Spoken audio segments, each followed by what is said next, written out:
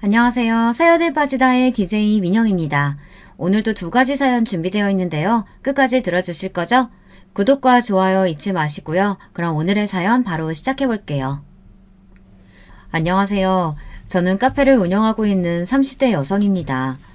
고등학생 때부터 카페에서 아르바이트를 할 정도로 커피를 좋아한 저는 바리스타 자격까지 따고는 카페를 열었어요. 동네에서 커피 맛집으로 아름아름 소문이 날 정도랍니다. 남편과 저는 대학 시절 선후배 사이로 만났습니다. 저는 파릇파릇한 새내기였고 남편은 막 군대를 제대하고 민간인이 된 예비역이었어요. 동기들 사이에서 유명한 CC였죠. 남편은 대학을 졸업하고 나서도 취직을 하지 못해 억지 대학원생이 되었지만 저는 졸업하기 전에 이미 도서관에 취직을 했었어요. 주변에서는 남편 같은 똥차를 왜 만나느냐고 헤어지라는 말을 참 많이 하더군요. 조건 좋은 남자들이 얼마나 많은데 남편을 만나고 있느냐고 한숨까지 쉬며 저를 불쌍하게 보는 사람들도 있었죠. 제 자랑을 좀 하자면 저희 학교에서는 저를 모르면 간첩이라는 말이 돌 정도였어요. 제가 과에서 톱을 할 정도로 학업에도 진심이었지만 그 이상으로 외모가 유명했거든요. 고등학교 입학 전까지 발레를 한 덕분이죠. 그러니 주변에서는 저를 말리는 것이 당연하다면 당연했어요. 하지만 여러분도 아시다시피 눈에 콩깍지가 씌어 있는데 그런 소리가 귀에 들어올 리가 있었겠습니까? 사랑에 한창 몸매고 있을 나이였으니 다른 사람들의 충고 따위 귀에 들어오지도 않았죠. 연애를 하는 내내 남편과 좋기만 했던 것은 물론 아니었습니다. 헤어지자는 말이 나올 정도로 무섭게 싸운 적도 있었고 서로의 사고방식을 이해하지 못해서 크게 부딪힌 일도 몇 번 있었습니다. 그중 하나가 바로 옷 입는 스타일 때문이었어요. 남편은 패션에 관심이 많은 것인지 아니면 외모를 밝히는 것인지 만날 때마다 제가 입고 가는 옷에 대해 잔소리가 많았어요. 특히 시험 기간이 심했죠. 시험 기간에는 공부할 것도 많고 도서관에서 밤샘을 하는 날도 있었거든요. 그러다 보니 화장할 시간이 있을 리 없었죠. 저는 모자만 눌러 쓰고 거의 맨 얼굴에 가깝게 다녔는데요. 그럴 때면 남편은 못 볼 걸 본 사람처럼 기겁을 하며 화를 냈습니다. 아무리 밤샘을 해도 그렇지 어떻게 그렇게 돌아다닐 생각을 해? 당장 집에 가서 제대로 챙겨 입고 와. 남들이 보면 뭐라고 하겠어? 내 모습이 어때서요? 화장은 했어? 그냥 기초만 하고 나왔지? 눈에 아무것도 안 했는데? 혹시 립만 대충 발랐어? 그리고 옷은 이게 뭐야? 설마 입고 있는 옷이 트레이닝복이야? 오늘 시험이 3개나 돼서 도서관에서 바로 온다고. 그걸로 도서관에 있었단 말이야? 당장 집에 가서 갈아입고 와. 당장. 시험 시작이 코앞인데 집에 가기를 어떻게 가요? 그럼 가서 옷을 사입던가. 그런 거지꼴로 강의실에 어떻게 들어갈 생각인 거야? 창피하지도 않아? 다른 사람들이 뭐라고 생각하겠어? 남편은 거의 졸도할 것처럼 하얗게 질린 얼굴로 말했어요. 그 얼굴에는 기분 탓인지는 모르겠지만 약간의 경멸이 섞인 것 같았죠. 저는 학점보다 중요한 것은 없다고 말하며 그런 남편의 말을 무시했고 남편은 그런 저를 이해하지 못했어요. 그래서 한동안은 냉정 상태가 이어졌죠. 사연을 듣고 계시는 분들 중에는 고작 그런 일로 무슨 냉전이냐고 생각하시는 분들도 있으실 테죠. 저 역시도 이런 일에 열을 내는 남편을 당시에는 조금도 이해하지 못했거든요. 결국 먼저 미안하다고 말하는 쪽은 남편이었어요. 말이 심했다고 하더군요. 하지만 그 뒤로도 남편과 저는 비슷한 문제로 몇 번이나 다툼이 있었답니다. 그것만 빼면 남편과 부딪힐 일은 거의 없었고요. 결혼을 결심한 것은 남편이 겨우 취직에 성공하고 난 이후였어요. 대학원에 들어가서 취직은 한참이겠구나 생각했는데 운이 좋았는지 입학하고 얼마 안 있어 취직에 성공했죠. 남편과 저는 양가 어른들께 정식으로 허락을 받기로 했어요. 양가 어른들께서는 아직 나이가 어리다는 말씀을 하시며 좀 더 후에 결혼해도 좋지 않겠냐고 하셨지만 남편과 저는 어차피 할 결혼 일찍 하던 나중에 하던 무슨 상관이겠냐는 입장이었어요. 모아둔 돈이 부족하면 부족한 대로 둘이서 잘 살아보겠다고 말이죠. 결국에는 양가 어른들께서 마지못해 결혼을 허락하셨죠. 결혼을 앞두고 남편은 제게 딱 하나만 부탁을 하자고 했어요. 남편이 정색을 하고 이야기를 꺼내기에 저는 시부모님을 모신다고 하려나 아니면 제가 모르는 남편의 은밀한 취미생활이라도 있어서 그걸 존중해달라는 이야기인가. 아주 혼자서 오만 가지 상상을 하며 긴장은 잔뜩 했죠. 그런데 남편의 입에서 나온 말은 제가 예상했던 것과는 180도 다른 것들이었어요. 전혀 상상하지도 못했던 이야기라 처음에 듣고는 방금 뭐라고 했느냐고 다시 물어보기까지 했답니다. 나는 결혼했다고 여자들이 퍼지는 거 딱 질색이야. 화장도 귀찮다고 맨 얼굴에 다닌다거나 불편하다고 트레이닝복만 챙겨 입는 그런 여자는 되지 말아줘. 지금처럼 예쁜 모습으로 있어달라는 말이야. 그게 무슨 소리예요? 집이잖아요. 집이라면 편하게 있어도 괜찮지 않아요? 그런 생각이 나는 싫다는 말이야. 가족이라고 해서 모든 것을 다 오픈할 필요가 있는 건 아니잖아. 막말로 우리는 법적으로 묶인 것이나 다름없는데 적당한 텐션은 필요하지 않겠어? 앞으로 가족이 됐으니까 서로에게 비밀을 만들지 말자고 하는 게 맞는 거 아니에요? 내가 언제 비밀을 만들자고 했어? 나는 당신이 나를 존중하는 의미로 좀 꾸미고 있으란 말이야. 우리 엄마는 한 번도 아버지한테 매너를 보여준 적이 없거든. 연애할 때는 남편이 잔소리하는 것이 어쩔 수 없다고 생각했어요. 그런데 결혼을 앞두고 이런 이야기를 직접적으로 할 것이라고는 상상하지도 못했죠. 남편은 허리가 고무줄로 된 옷은 절대 입지 말아달라는 말은 물론 몸매 관리를 위해서 운동도 필수라고 하더군요. 건강을 위해서라고 이야기한다면 이해라도 할 텐데 몸매 관리를 위해서라고 하니 좀 어이가 없었어요. 제 얼굴에 그런 표정이 드러난 것인지 남편은 그 이후로도 일장연설을 이어갔어요. 사사건건 시어머니와 비교하며 자신은 그렇게 사는 모습이 너무 보기 좋았다고 말이죠. 저희 시어머니께서는 머리끝부터 발끝까지 빈 곳을 찾을 수 없을 정도로 완벽하신 분이셨어요. 집에 불러서 몇 번 가본 적이 있는데 그때마다 드라마에서나 볼 수 있을 정도로 완벽한 모습을 하고 계셨죠. 처음에는 저를 손님으로 생각하셔서 그런가 보다 했는데 남편의 말을 듣고 보니 그게 아니더라고요. 하지만 저는 좀 생각이 달랐어요. 집이라는 곳은 편하게 마음을 놓을 수 있는 공간이어야 한다고 생각했거든요. 그걸로 신혼 초반부터 참 많이 싸웠던 것 같아요. 남편은 화장하지 않은 제 얼굴을 볼 때마다 화를 냈고 저는 집에서만큼은 쉬게 해줄 수 없느냐고 싸웠죠. 서로 조금의 양보도 없었답니다. 하지만 먼저 백기를 든 것은 저였어요. 시어머니까지 나서서 들들 볶는데 이길 장사가 없더라고요. 그 일을 제외하고 남편과의 사이는 좋았습니다. 남편은 일을 집에 가지고 오는 사람도 아니었고 저와 있는 시간이 중요하다고 말해주는 사람이었어요. 그런데 이상하게도 남편은 아이 이야기가 나오면 말을 돌리면서 피하더라고요. 시댁에서는 하루라도 빨리 아이를 가지라고 하시는데 말이죠. 그때마다 남편은 아이를 좋아하지 않는다고 말하며 이렇게 둘이서 행복하게 사는 것도 좋다고 말했고요. 하루는 제사가 있어서 시댁에 갔다가 아이는 언제 가질 계획이냐고 한바탕 잔소리를 듣고 집으로 돌아오는 길이었어요. 저는 남편에게 넌지시 시부모님들도 손주를 자꾸 원하시는데 아이를 갖는 문제에 대해 진지하게 다시 생각해보는 것이 어떻겠느냐고 물었죠. 남편은 정색을 하면서 어른들이 말씀하시면 그냥 한 귀로 듣고 한 귀로 흘리면 그만이라고 하더군요. 하지만 오늘만 하더라도 어머니께서 얼마나 날 붙들고 아이 낳아야 한다고 그것도 아들이어야 한다고 강조하셨는지 몰라요. 당신은 우리 닮은 아이가 궁금하지 않아요? 아이 낳는 것이 여자 몸에 얼마나 부담되는데 골반 틀어질 수도 있고 그럼 지금 같은 몸에 유지하는데 얼마나 돈이 들어가겠어. 당신 지금 무슨 이야기 하는 거예요? 지금까지 아이 천천히 갖자고 한 이유가 내 몸매 때문이라고요? 다 당신 생각해서 하는 말이잖아. 애 낳고 지금으로 돌아가려면 얼마나 뼈를 깎는 노력이 필요할지 당신 상상이라도 해봤어? 남편의 말에 저는 숨이 턱하고 막히는 것 같았습니다. 어떤 남자가 아이를 낳지 않는 이유로 아내의 몸매를 꼽겠습니까? 저는 남편에게 대꾸할 말을 찾지 못하고 그냥 그대로 대화를 끝내야만 했습니다.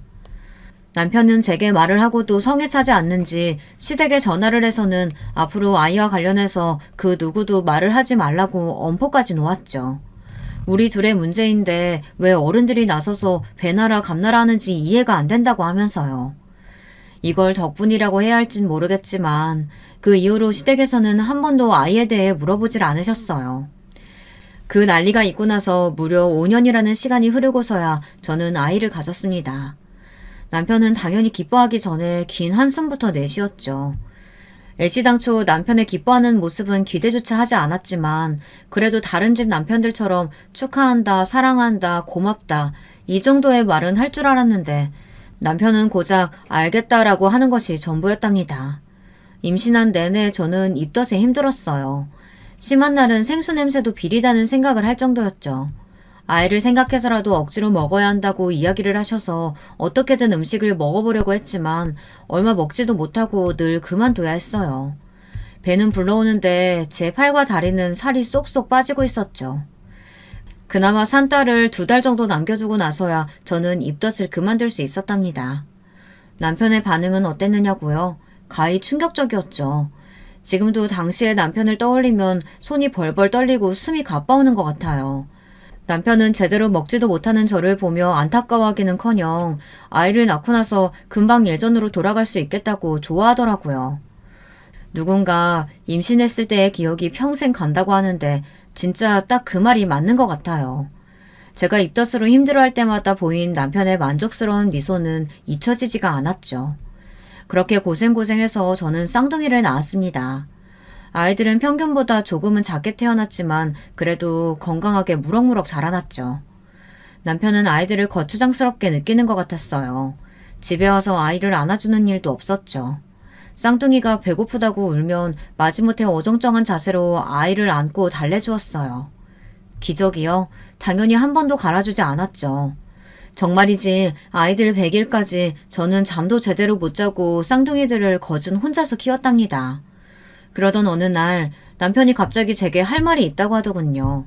육아에 지친 저는 겨우 아이를 재운 상태라 남편과 이야기할 기운이 없었지만 남편은 무척 중요한 일이라고 하며 저를 끌어안쳤죠. 거실은 아이 용품으로 엉망이었어요.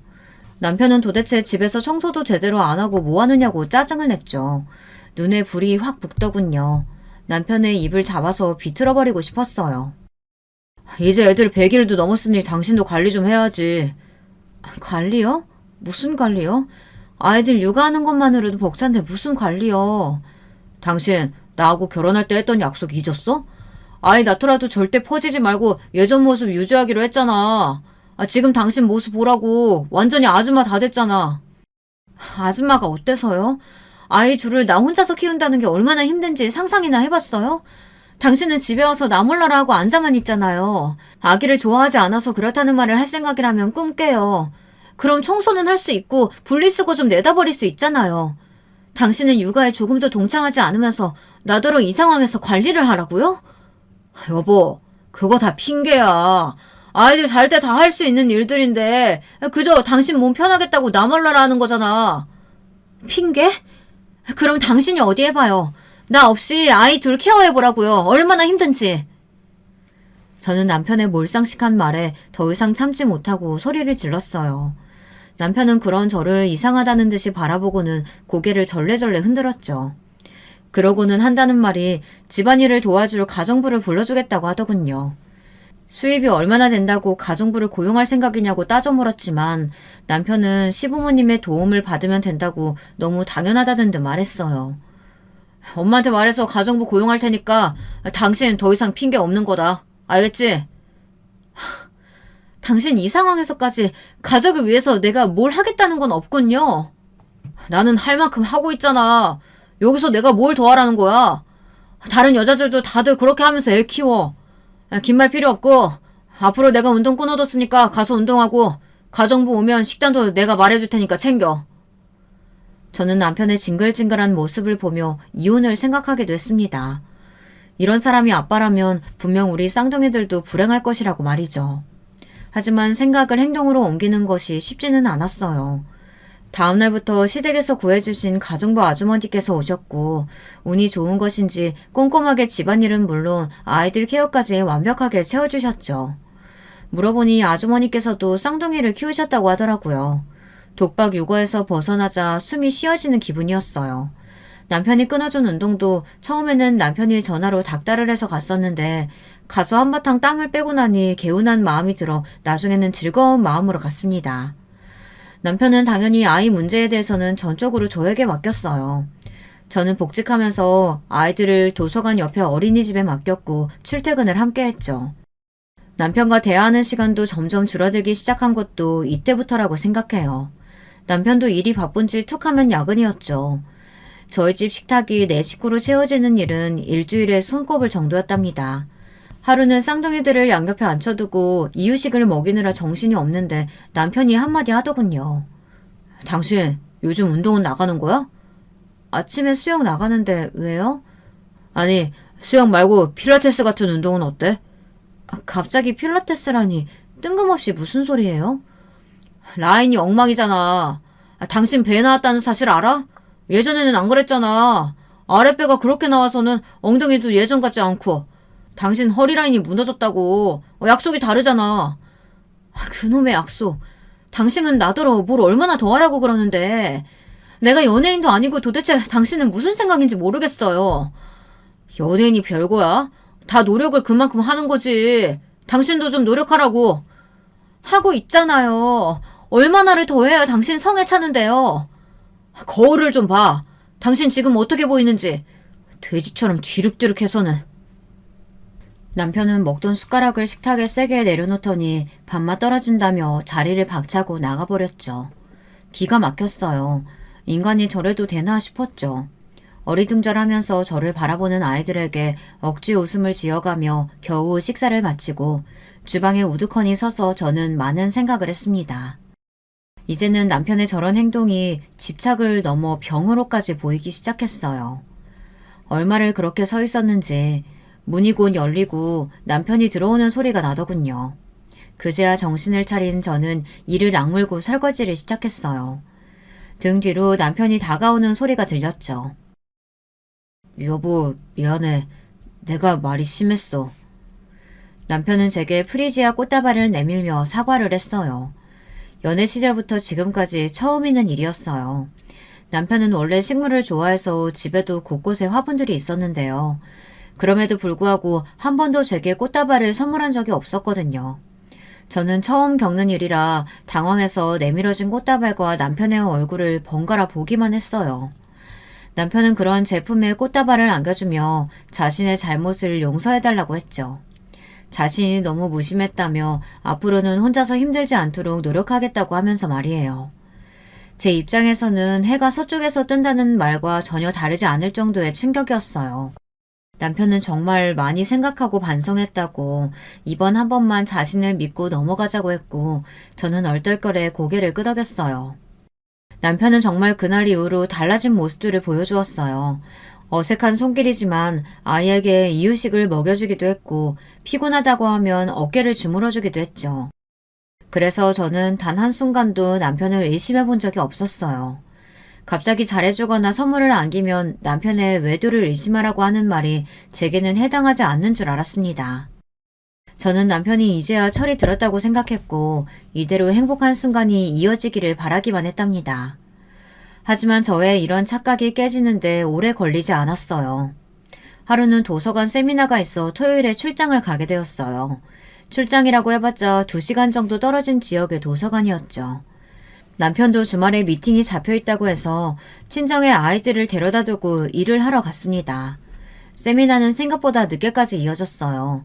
계획보다 늦어진 저는 급한 마음에 서둘러 집으로 향하고 있었죠. 그때였어요. 별 생각 없이 정류장에서 버스를 기다리는데 멀리서 익숙한 차량 한 대가 다가오는 것이 보이더군요. 그리고는 정류장을 지나 건물 주차장으로 들어갔죠. 번호판이 분명 남편의 차였어요. 저는 회사에서 미팅이 있다는 사람이 왜 여기 있나 싶은 마음에 어딘가 홀린 사람처럼 그 차가 들어간 주차장을 따라 들어갔어요. 주차장에 들어가서 바로 남편의 목소리가 들렸고 저는 바로 아무 차 뒤에 숨었죠. 오늘도 고생했어. 골프 접대가 역시 제일 힘들어. 표신하지 않게 져주는 것도 보통 에너지가 필요한 일이 아니더라고. 일부러 졌다고는 아무도 모를 정도로 감쪽 같은데요? 자기 원래 실력이 그런 거 아니고? 내 실력 뻔히 알면서 왜 이래. 오늘은 좀 씻고 가야겠다. 땀이 많이 나는지 영 찝찝하네. 그냥 씻고만 가려고? 귀엽게 굴기는. 같이 씻을까? 대학 CC 시절 이후 저렇게 남편이 다정하게 이야기한 적이 있었던가. 저는 역겹고 소름 돋는 대화를 엿들으면서 제가 제대로 듣고 있는 것이 맞는지 의심이 들었어요. 남편은 다정하게 여자의 허리에 손을 얹더니 건물 안으로 들어갔죠. 저는 다리가 풀려서 차마 따라 들어갈 수가 없었어요. 머릿속에 온갖 폭죽이 터지는 기분이 들며 아무런 소리도 들리지 않았죠.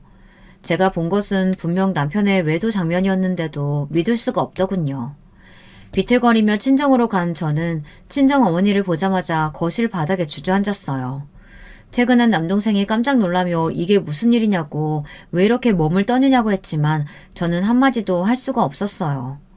얼마 뒤 남편에게서 회식이 있다는 문자가 도착했고 저는 그걸 보고는 엉엉 큰 소리로 울어버렸죠. 저의 돌발 행동에 아이들도 그리고 친정 식구들도 다들 놀란 얼굴을 하셨어요. 저는 그렇게 울다가 그대로 필름이 끊겨버렸답니다. 다시 눈을 떴을 때는 응급실이더라고요. 그날 그렇게 남편의 외도를 확인한 저는 남동생에게 사실대로 본 것들을 이야기했어요.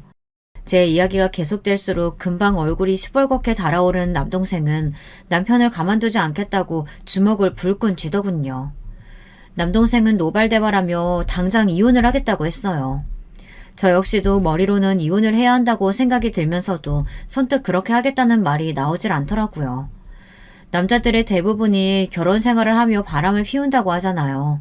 어쩌면 그냥 지나갈 수 있는 바람일 수도 있지 않을까 바보 같은 생각이 들었거든요. 남동생은 무슨 헛소리냐고 했지만 저는 우선 남편과 이야기를 해보겠다고 했어요. 남편의 외도를 알고 나니 그동안의 남편의 행동들이 다 거짓말처럼 보였어요.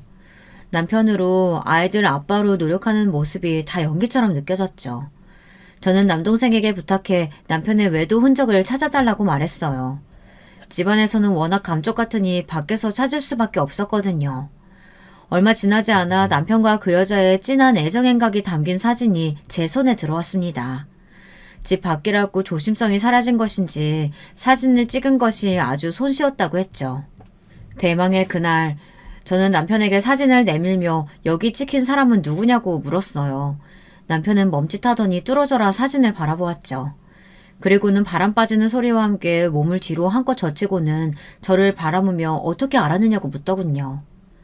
바람 피운 것이 맞기는 하군요. 이 상황에서 당신 어떻게 나한테 이렇게 당당해요? 당신이 알았다고 하니까 말하기 쉬워져서 그렇지. 잘 됐어. 언제 말해야 하나 기회만 보고 있었는데. 뭐라고요? 당신 지금 아이들이나 나한테 미안하다는 생각 전혀 안 들어요? 내가 뭘 미안해야 한다는 소리야? 내가 처음부터 말했지. 결혼하고 나서도 관리하라고. 아이는 필요 없다고. 내 말 무시하고 애 둘이나 낳은 사람은 당신이야. 거기다 퍼지지 말아달라고 그렇게 이야기했는데 눈이 있으면 거울을 좀 보라고. 당신이 어떤 상태인지. 야, 너 말 다 했어? 애는 나 혼자만 드니? 나 혼자 낳았냐고. 지 새끼 나 몰라라 하고 아무것도 안 했으면서 지금 모든 게 다 내 탓이란 말이야? 남편의 변명 같지도 않은 소리에 결국 소리를 지르며 흥분한 것은 제 쪽이었어요. 침착하게 대응하자고 그렇게 다짐했는데 남편의 대꾸에 이성이 날아가는 것 같았죠. 하지만 이어지는 남편의 대답은 상상을 초월할 만큼 더 충격적이었어요. 물론 외도를 했다는 사실만 보면 내 잘못이 맞겠지. 그런데 당신이 날 밖에서 다른 여자 만나게 만들었다니까? 사진을 봐. 당신보다 나이는 1살 더 많은데 자기 관리가 얼마나 확실한가? 들어갈 때 들어가고 나올 때 나오고 얼마나 완벽해? 남편의 말에 저는 수음이 쉬어지지 않는 것 같았어요. 남편은 너무나도 평안한 모습으로 친권도 다 포기할 테니 이혼하자고 하더군요. 제가 먼저 말해도 시원치 않을 상황에서 남편은 당당하게 말했어요. 남편은 위자료는 줄 수 있지만 양육비는 보내지 않겠다고 말했죠. 자신이 원해서 태어난 아이가 아니니 자신이 양육비를 줄 이유가 없다고 말이에요. 남편은 10년 묵은 채증이 내려갔다는 얼굴로 이야기는 변호사를 통해서 하겠다고 하며 가벼운 발걸음으로 가방을 싸서 나가버렸어요. 그러면서 나머지 짐은 정리해서 보내달라고 하더군요. 남편에게 외도 사실을 추궁하려고 만든 자리였는데 모든 것이 엉망이 되어버렸어요. 저는 그런 남편에게 제대로 된 화도 내지 못하고 끝나고 말았답니다. 남동생이 소개시켜준 변호사는 저의 상황을 듣고는 남편을 향해 온갖 욕설을 다 퍼부었어요. 저는 그런 욕이 있다는 것은 처음 알 정도였죠. 저는 어떻게든 두 사람에게 복수하고 싶다고 말했지만 변호사는 위자료 청구 소송을 하는 것이 가장 좋은 방법이라고 하며 오히려 과한 액션은 제게 불리하다고 하더군요. 제가 할 수 있는 일이 소송이 전부라는 사실에 절망감이 밀려왔어요. 나는 용광로에 떨어진 사람처럼 온몸에 불이 붙어 활활 타고 있는데 바람을 피운 남편과 그 상간녀는 행복하게 제2의 인생을 시작한다는 것이 너무나도 화가 났죠. 저를 잘 알고 있는 남동생은 제발 법의 테두리 안에서 행동해야 한다고 이성적으로 보자고 저를 다독였지만 쉽게 진정이 되지 않았어요. 시댁에서는 남편 편을 들며 위자료를 받고 떨어지라는 식으로 나왔어요. 하지만 돈의 문제가 아니었죠. 저는 어떻게 하면 남편과 상간녀를 제가 있는 지옥으로 끌고 내려올 수 있을까 고민했어요. 남동생이 적극적으로 말렸지만 저는 남편과 상간녀에 대해 알아보기 시작했죠. 상간녀는 미스코리아 출신으로 영어 유치원 선생님이더군요. 우선 저는 남편과 상간녀가 새로 이사한 집을 알아냈어요. 그리고 그 옆집이 빈집이라는 소리를 듣고 바로 계약을 하러 갔죠. 하지만 간발의 차이로 다른 사람이 그 집을 샀다고 하더군요.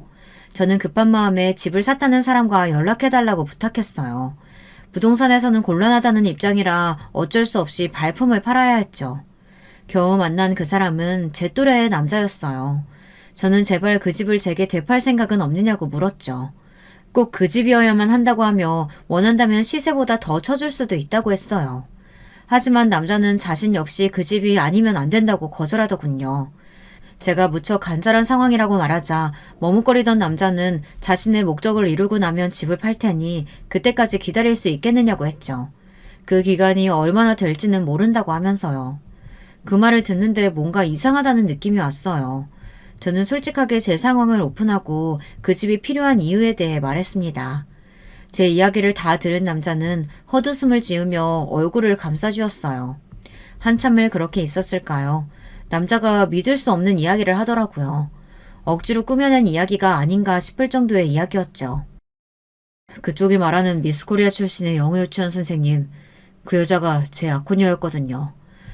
2년 전에 제게 사기치고 사라지기 전까지만 하더라도 말이죠. 그게 무슨... 그럼 그 여자가 사기꾼이라는 말이에요? 남자가 말하는 사실은 무서울 정도로 충격적이었어요. 그 여자는 직업을 바꿔가며 남자를 찾아다니는 꽃뱀이었어요. 남자에게 돈을 뽑아낼 만큼 뽑아내면 버리고 다른 남자를 찾아가는 그런 기생충 같은 여자였죠. 그 사실을 듣는데 뭔가 기분이 묘하더라고요. 나와 아이를 버리고 찾은 여자가 겨우 꽃뱀이라니. 아마 남편은 그런 것은 상상도 못하고 있는 것 같아 기분이 좋아질 정도였습니다. 남자는 2년이란 시간 동안 상간녀를 찾아다녔다고 말하면서 이제야 복수를 해줄 수 있게 되었다고 말하며 웃었죠. 저는 그런 남자의 상황을 너무나도 공감하며 저 역시 같은 상황이라고 말했어요. 그리고 저는 다른 사람들이 알면 미쳤다고 말할 거래를 제안했죠. 바로 저의 재혼 상대가 되어달라고 말이에요. 제 제안에 남자는 눈이 커지며 저를 바라보더군요. 그리고 이내 제가 어떤 의도로 무슨 목적으로 그런 말을 하는지 눈치를 챘어요. 남자는 그런 제 상황에 공감하면서도 쉽게 결단을 내리지는 못하더군요. 하긴 결혼도 하지 않은 총각이 갑자기 호적에 아내가 생기게 되었는데 선뜻 그렇게 하겠다는 사람이 어디 있겠습니까? 저는 금방 농담이라고 말하고는 자리에서 일어나려고 하는데 남자가 그렇게 하자고 하더군요. 저 여자 때문에 나는 전부를 잃었어요. 안 그래도 몸 약한 어머니는 충격을 받아 쓰러지셨다가 더 이상 일어나지 못하셨죠. 내 주변 사람들에게까지 마술을 뻗은 저 여자 때문에 다니던 회사도 그만뒀고 빚쟁이들에게 쫓겨 살아야만 했어요. 그런 시간들에 비하면 결혼이야 아무것도 아니죠. 남자의 사연을 들은 저는 그냥 없었던 일로 하자고 했지만 이번에는 남자 쪽에서 더 적극적으로 나오더군요. 그 여자에게 고통을 줄 수만 있다면 뭐든 다 하겠다고 말이죠. 결국 저희는 전략적 결혼에 합의하면서 호적은 손대지 않기로 했어요. 남자를 저희 가족에게 소개시키자 다들 제가 미쳤다고 생각했어요. 이혼한 지 얼마 되지도 않았는데 갑자기 결혼을 하겠다고 했으니 당연히 저를 믿지 못하셨죠. 하지만 남자는 원래 천성이 그런지 아니면 복수를 위해 이를 갈았기 때문인지 모르지만 금방 저희 가족들 마음을 사로잡았어요. 그뿐만이 아니었죠. 쌍둥이들에게 얼마나 잘하는지 급기야 아이들 입에서 아빠 소리까지 나오게 하더군요. 남자는 이렇게 예쁜 아이들을 낳고 행복하게 살고 싶었다고 말하며 씁쓸하게 웃는데 저도 이 남자도 참 운이 더럽게 없었구나 싶었습니다. 저희의 복수는 남편과 상간녀가 살고 있는 옆집으로 이사가면서 시작되었어요. 저는 변호사를 통해 상간녀에게 위자료 청구 소송을 준비하고 있었죠. 옆집으로 이사를 한 뒤 남편이나 상간녀를 직접 만나는 기회는 잘 없었어요. 저희가 일부러 피하기도 했지만 두 사람 역시 주말에 집에 잘 없더라고요. 이사한 지 보름 만에 남편과 상간녀가 집에 있다는 것을 확인한 저는 옆집에서 인사 왔다고 하며 떡을 가지고 방문했죠. 문이 열리고 저를 본 남편과 상간녀의 표정을 사진으로 담아두고 싶을 만큼 괴상한 얼굴을 하고 있었어요. 남편은 더듬거리며 여기는 어떻게 왔느냐고 소리를 질렀고 상간녀는 스토커냐며 신고를 하겠다고 했죠. 제 앞에서 이혼 이야기를 하며 당당하던 그 사람은 어디 가고 공포에 질린 모습이란 웃음이 저절로 나왔습니다. 저는 어깨를 으쓱하며 전혀 몰랐다는 말투로 대답했어요. 당신이 여기 살고 있는지는 나도 몰랐네. 우리 그이가 여기에 신혼살림 시작하자고 해서 그냥 따라왔거든. 당신이 있는 줄 알았으면 안 오는 건데. 그이? 당신 결혼했어? 언제? 이혼한 지 얼마나 됐다고 결혼을 해, 당신이? 너도 이렇게 결혼해서 잘만 사는데 나라고 하지 말라는 법은 없잖아? 너도 아는 재혼, 내가 왜 못하니? 제 말에 남편은 당황하며 저를 위아래로 훑어보았어요. 저는 복수를 준비하며 이를 악물고 다이어트를 감행했죠. 다니던 도서관도 그만두고 PT에 필라테스까지 안 해본 운동이 없을 정도였답니다. 발레를 할 때만큼이나 혹독하게 스스로를 몰아붙였어요. 제가 얼마나 독하게 했는지 개인 PT 선생님께서도 혀를 내두르실 정도였죠. 덕분에 저는 남편이 그렇게 결혼 생활 동안 노래를 부르던 완벽한 몸매를 하고 있었고요. 상간녀를 앞에 두고도 제 몸을 훑어보는 남편을 보며 저는 벌레가 기어가는 기분이 들었지만 모르는 척하고 이렇게 된 거 서로 적당히 몸 살아가면서 지내보자고 말하고는 그 집을 나왔습니다. 그렇게 마주한 뒤로 저는 한동안 남편을 피해 다녔어요.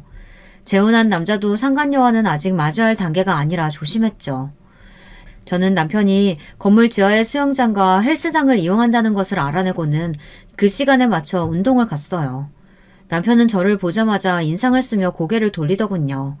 하지만 그것도 얼마 못 가서 제가 움직일 때마다 제 뒤를 뚫어져라 보더군요. 계획대로 흘러가고는 있었지만 기분이 더러운 것은 어쩔 수 없었어요. 운동을 마치고 나오자 남편이 기다렸다는 듯이 제게 말을 걸더라고요. 아이들은 어쩌고 지금 이렇게 다니는 거야? 처가에 두고 재혼했어? 왜? 그 남자가 애들까지는 안 된다디? 애들? 당신 입에서 애들이 나오다니. 당신이 아빠라는 자각은 있나 봐. 우리 그이는 당신이랑 본질적으로 다른 사람이니까 헛소리 집어치워. 어디다 비교를 해? 그럼 애들은? 내가 애들 소리 들은 적이 없는데 애들은 어디 갔냐고. 너는 엄마라는 인간이 애들은 나 몰라라 하고 이렇게 남자에 미쳐도 되는 거야?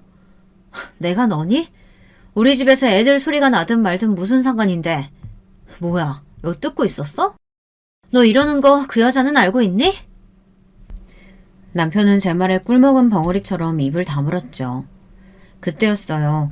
때마침 아이들이 큰 소리로 엄마를 부르더라고요. 남자가 아이들을 데리고 잠시 외출하겠다고 하더니만 타이밍 좋게 귀가하는 모양이었죠. 아이들은 품에 요즘 유행하는 인형을 하나씩 안고 있었어요. 아이들은 아빠가 사줬다고 하면서 자랑을 하다가 이내 남편을 발견하고는 사색이 되어서는 남자의 뒤로 몸을 숨겼죠. 남편은 어처구니가 없다는 얼굴로 저를 노려보았어요. 아빠? 지금 저 새끼한테 아빠라고 했어? 내가 버젓이 살아있는데? 웃기고 있네. 양육권이고 친권이고 다 내팽개치면서 아이 원한 적 없으니 양육비는 죽어도 줄 수 없다고 한 인간이 누군데. 말 나온 김에 얘기 좀 하자. 판사님이 매달 100만 원씩 아이들 양육비 보내라고 한 거 너 왜 안 보내니? 그 얘기가 왜 나와 여기서. 말 돌리지 마. 왜 애들이 저 새끼한테 아빠라고 부르냐니까. 그건 우리 공주님들 마음이죠. 그렇게 부러우시면 잘 좀 하지 그러셨어요. 여보, 왜 여기 이러고 있어. 머리는 돌 말려서는. 감기 들겠어. 들어가자. 애들이 엄마한테 자랑해야 한다고 포장도 안 뜯었거든. 저는 남자의 무르르듯 자연스러운 모습에 속으로 혀를 내두르며 남자를 따라 몸을 돌렸어요. 아이들을 양팔에 하나씩 안고 저를 보며 웃는 남자를 남편이 노려보는 것이 고스란히 느껴졌죠. 저는 보란듯이 남자의 팔뚝을 가볍게 잡고는 그 자리를 벗어났답니다. 그 뒤로도 남편과는 몇 번이나 마주쳤어요. 처음에는 저의 의도가 분명했지만 뒤로 가면 갈수록 남편이 일부러 저를 기다리고 있다는 것을 눈치챌 수 있었죠. 한편 상간녀에게 위자료 청구 소장을 보냈는데 그대로 반송되어 왔더라고요. 당연히 저는 반송된 소장과 내용 증명을 직접 들고 옆집으로 향했죠. 상간녀 혼자 있더군요. 저는 소장을 내밀며 왜 반송시키느냐고 물었어요. 상간녀는 이혼하면서 남편에게 위자료를 받았으면서 자신에게 이런 것을 왜 보내느냐고 따졌죠. 그건 이혼의 결정적인 원인이 되는 사람이 남편이니까 남편이 나한테 준 거고요. 당신은 별개의 문제죠. 당신 때문에 나나 우리 아이들이 받은 충격이 얼만데 그건 당신이 보상해야 할 문제잖아요? 자기 남편 간수 제대로 못해서 이혼당한 주제에 누구한테 큰 소리래? 이봐요. 그러게 똑바로 좀 하고 살지 그랬어요. 그랬으면 우리 남편이 나 좋다고 쫓아다녔겠어요? 그쪽은 자기 좋다고 쫓아다니면 유부남이든 아니든 가리지 않고 다 만나고 다니나 봐요. 유부남인 거 알고도 만났으면 당연히 책임이 있죠. 내가 그쪽보다 잘나서 그런 걸 가지고 어쩌라는 거예요. 나는 돈 한 푼도 못 주니까 이거 들고 꺼져요. 제 경고에도 상간녀는 코웃음을 치며 저를 비웃더라고요. 그때였죠. 남자가 약속한 대로 저를 찾아 옆집 벨을 눌렀어요. 저는 손에 땀이 차면서 긴장이 되기 시작했어요. 남자의 얼굴을 본 여자가 어떤 반응을 보일지 궁금했죠. 상간녀는 신경질적으로 문을 열다가 그 자리에서 굳어버렸어요. 남자는 그런 상간녀가 보이지 않는다는 듯 제게 아이들이 기다리고 있으니 어서 가자고 말했죠. 상간녀는 벌벌 몸을 떨면서 어떻게 이런 일이 있을 수 있느냐고 중얼거렸지만 저는 못 들은 척하며 우리 가족끼리 캠핑을 가기로 했다고 하며 소장 잘 읽어보라고 말하고는 집을 나왔답니다. 남자는 겉으로는 태연한 척했지만 운전대를 잡은 손이 끊임없이 떨리고 있었어요. 그리고는 당장에 달려들어 머리채를 잡아뜯고 싶은 심정이었지만 참았다고 하더군요. 그러면서 저렇게 겁에 질린 얼굴을 보니 제 제안을 받아들이길 잘했다는 생각이 들었다고 했죠. 저는 그런 남자에게 이제 시작이라고 하면서 피가 마르는 기분이 어떤 건지 생생하게 느낄 수 있게 하자고 결의를 불태웠죠. 우리는 더 이상 남편과 상간녀를 피하지 않았어요. 오히려 다정한 분위기를 풍기며 다녔죠. 그렇게 당당하던 상간녀는 저와 남자가 보이면 숨기 바빴습니다. 남편이 우리 부부에게 말이라도 건다 싶으면 히스테리를 부리며 빨리 가자고 짜증을 냈고요. 남자는 상간녀에게 혼인을 빙자해 사기쳤다며 가져간 돈은 물론 정신적인 피해 보상을 원한다고 했어요. 상간녀는 거의 발작 수준으로 난동을 피웠어요. 언제적 얘기를 가져와서 고소한다니 내가 뭘 잘못했는데 아픈 네 엄마랑 도저히 같이 못 살겠다 싶어서 파혼한 걸 가지고 혼인 빙자 사기라니 무슨 말도 안 되는 소리야. 나는 처음부터 어머니 모셔야 한다고 했고 너는 기꺼이 하겠다고 했어. 그러면서 나한테 뭐라고 했니? 같이 옷가게 운영해보자고 하면서 가게 알아보고 거래처 뚫고 별짓을 다 했지. 그런데 그 행동 중에 진짜가 하나라도 있었니? 다른 사람이 가게 준비하면서 인테리어 하는 곳을 마치 우리 가게인 양 나한테 보여줬지. 거래처라는 사람들도 하나같이 다 없는 사람들이었고 이렇게 나한테 사기쳤으면서 한다는 말이 파혼했을 뿐이라고? 상간녀는 조목조목 따져드는 남자 앞에서 말 한마디도 하지 못했어요. 남자는 그때 가져간 1억 5천만 원 돌려주지 않으면 사기죄로 신고하겠다고 했죠. 상간녀는 아레니스를 깨물며 그 돈이면 남편에게 아무 말 하지 않겠다고 약속할 수 있느냐고 물었고 남자와 저는 웃기만 할 뿐 대답을 피했답니다. 저희의 이런 반응을 긍정으로 받아들였는지 일주일도 되지 않아 상간녀는 돈을 가져와서는 남자에게 모든 것이 정리되었으니 자신이나 남편을 건들지 말라고 하더군요. 상간녀와의 일과 상관없이 드디어 기다리던 대학 동문회가 열렸습니다. 그 일은 남자와 제가 계약한 일의 하이라이트나 다름없었죠. 호텔에서 열리는 동문회에 저는 그동안 살면서 가장 화려하게 꾸미고 나갔어요. 당연히 남편의 모습도 보였죠. 저와 남편이 어떻게 헤어졌는지 대충 알고 있던 동기들은 남편의 등장에 불편한 기색이 역력했지만 저는 상관없다는 듯이 밝게 웃으며 동기들과 대화를 나눴습니다. 제 눈치를 보던 동기들도 어느새 남편은 무시하고 저와 웃고 떠들며 시간을 보냈답니다. 저는 술을 단 한 모금도 마시지 않았지만 취한 척 비틀거리며 밖으로 나왔어요. 곧 남편이 제게 다가오더군요. 오픈숄더를 입고 있던 제 어깨를 더러운 손가락으로 훑으며 많이 취했냐고 물었죠. 저는 술에 취한 척 비틀거리며 남편의 손길을 피하고는 할 말이 있느냐고 물었어요. 너 오늘 진짜 예쁘구나. 대학 시절 우리과 킹카로 꼽혔을 때보다 지금이 더 예쁜 것 같아. 미스코리아 나갈 정도의 미모의 와이프를 두고 할 말은 아니지. 미스코리아가 대수야. 당신이 지금 내가 반했던 그때 그 모습 그대로야. 남편이 끈적거리는 말투로 다가오는데 정말이지 먹은 것도 없는데 속에 있는 것을 다 개어내고 싶을 정도로 역겨웠지만 저는 비틀거리며 이만 집에 가야겠다고 말했어요. 남편은 너무 취했다고 하며 잠깐 쉬었다 가는 것이 어떻겠느냐고 하며 룸으로 가자고 하더군요. 처음부터 그럴 계획이었겠죠. 저는 거절하며 남편을 밀쳤지만 더 가까이 다가오면서 잠깐 술만 깨자고 하더라고요. 당신 와이프가 알면 어쩌려고 이러는 거야. 됐어. 택시 타고 가면 되니까 이거 놔. 이렇게 취해서 택시는 위험하지. 잠깐 룸에서 술 깨면 내가 데려다 줄게. 어차피 방향이 같잖아. 그리고 와이프가 알면 좀 어때? 그 여자 머리 나빠서 내가 하는 말은 다 믿으니까 괜찮아. 진짜 골빈 여자랑 산다는 게 정말 피곤하더라. 당신이랑 비교하니까. 아휴. 자기 와이프 욕을 서슴없이 하는 남편을 보며 진짜 상간녀도 불쌍한 인간이다 싶더라고요. 저는 비틀거리는 척하며 온 힘을 다해 신고 있던 힐로 남편의 발등을 찍었어요. 숨을 삼키며 소리도 못 지르는 남편을 보고 있자니 기분이 좋다 못해 날아갈 것 같았죠. 저는 1층 로비로 내려가는 동안 무려 5번이나 남편의 발등을 밟았습니다. 아마 발등에 금이 가지 않을까 싶을 정도로 말이죠. 로비로 내려오니 약속한 대로 저를 기다리고 있던 남자가 성큼성큼 다가와서는 저를 부축했어요. 남편은 닥쳤던 개처럼 멍하게 당할 수밖에 없었고요. 남자는 저를 챙겨준 것은 고맙지만 헤어진 사이에 불필요하게 가깝게 지내지는 말았으면 한다고 하곤 저를 데리고 호텔을 빠져나왔답니다. 차에 도착한 저는 숨겨둔 녹음기를 꺼내고는 한참을 웃었어요. 좀 더 세게 발을 밟아줄 걸 그랬나 하면서 말이죠.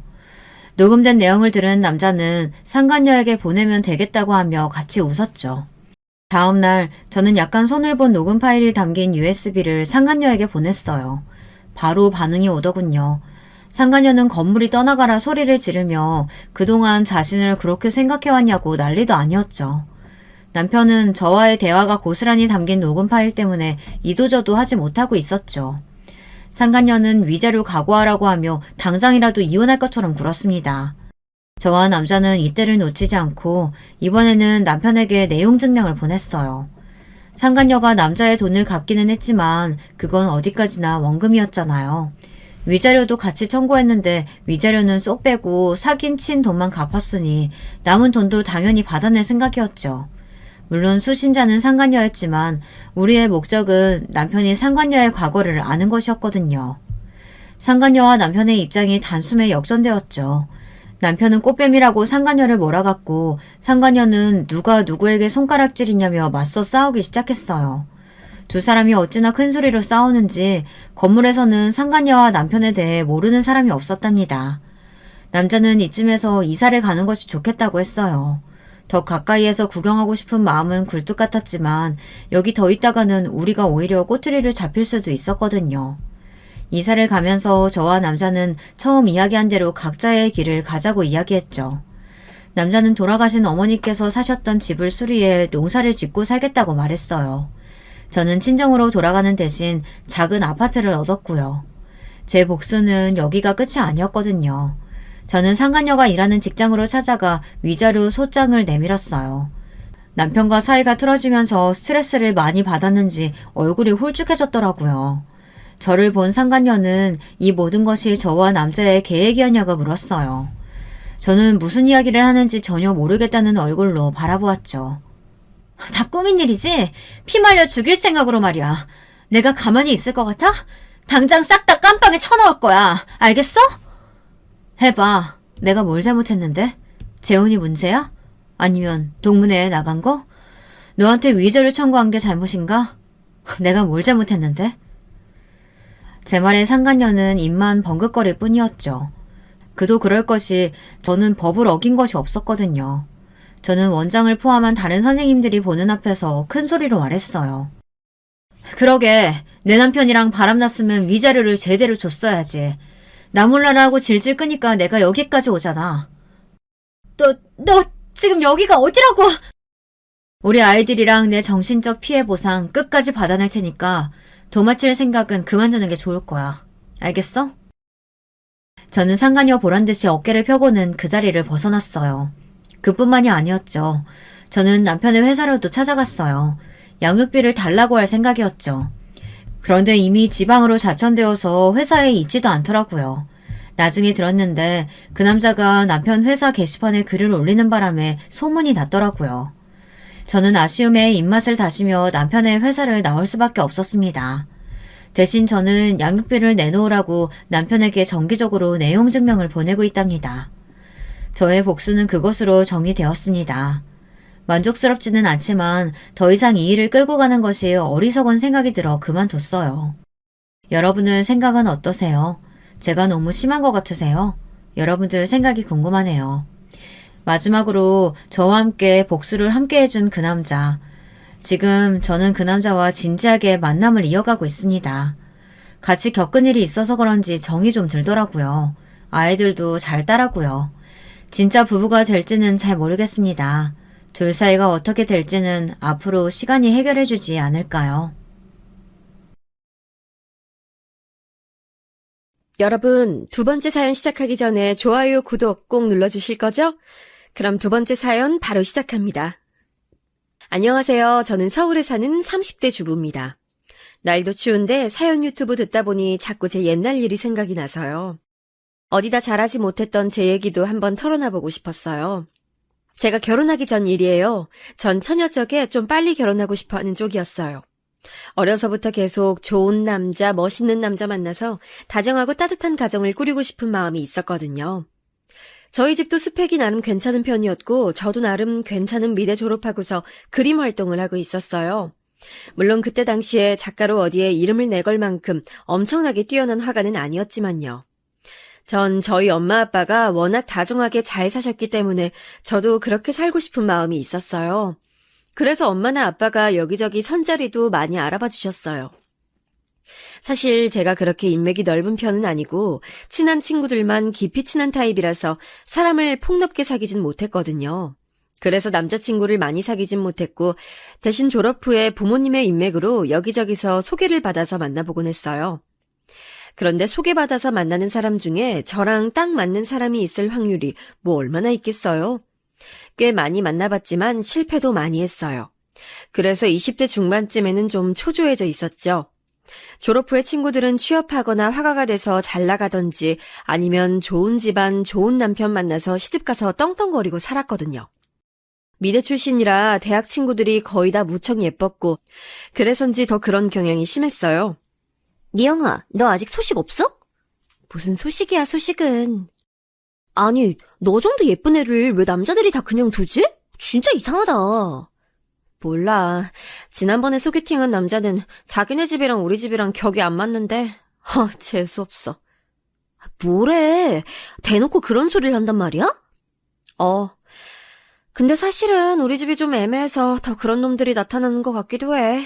겉으로 보기엔 그럴싸해 보이는데 사실 알고 보면 그렇게 막 잘 나가진 않으니까. 사실 저희 집은 아빠가 사업을 하시고 엄마가 겉으로나마 교수 타이틀을 가지고 계셨어요. 오빠는 정신과 의사였는데 당시엔 해외 의과대학에 나가서 임시연구원으로 일하고 있었고요. 근데 아빠의 사업은 그냥저냥 중소기업 정도였고 엄마는 지방에 좀 이름 없는 대학 교수 대우 같은 거라서 이름만큼 스펙이 좋지는 않았었죠. 재산도 평균보다야 많았지만 그렇다고 아주 부자라고 하기도 좀 애매했고요. 그래서인지 겉으로만 대충 보고 선부러운 사람들이 나중에 실망하는 경우도 종종 있었어요. 그러던 중에 어느 날 엄마가 저한테 그러시더라고요. 얘 미영아, 이번에 엄마 친구 순자 아줌마 있지? 순자 아줌마가 너 소개해줄 남자 있다고 선 한번 봐보라더라? 순자 아주머니? 그 아주머니면 되게 잘 사시는 분이잖아. 그래, 그래서 믿을 만한 것 같아서 너한테 말하는 거야.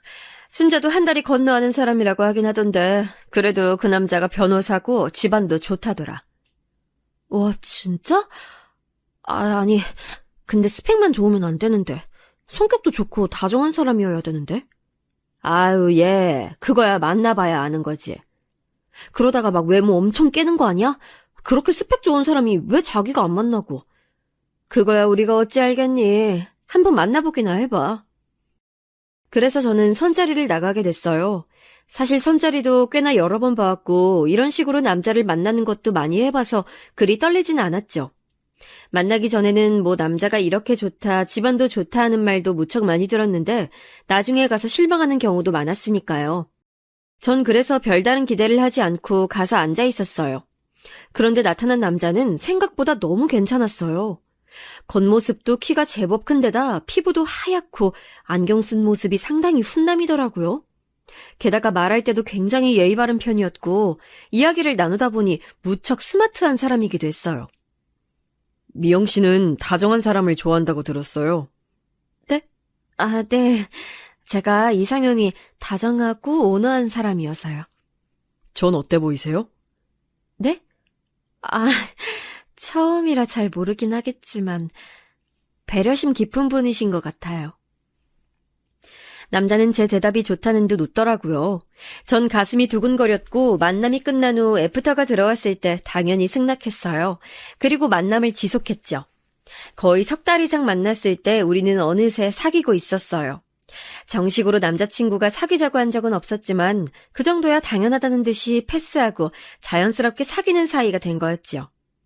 남자친구는 큰 로펌에 다니는 변호사였고 그래서 엄청나게 바쁠 때도 많아서 제가 로펌 앞에까지 가서 만나는 경우도 많았어요.